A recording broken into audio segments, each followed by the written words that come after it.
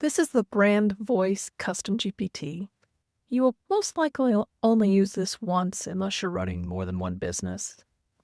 But then the results that you get out of it, you want to copy and paste into a Word document or some sort of a document, and you will be using this in some of the other custom GPTs that will follow.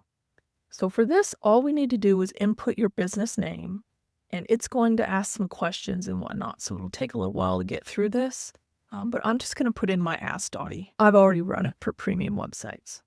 And you really need to answer every one of these questions, and then it's going to create the brand voice document that you'll be using in future custom GPTs. So I will hit pause for a moment and I'll come back and have answered all these questions. Okay, I've answered everything. Now let's see what it does. Gives us an overview.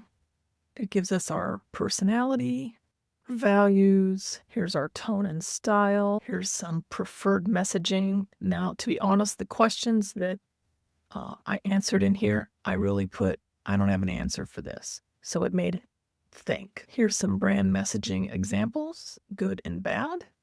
And you want to read through these and see if it really is your brand messaging, because if it's not, when you copy and paste this, you can change it. So it will be what you want. And then the idea is we're going to use this document in some future custom GPTs that we'll be getting to.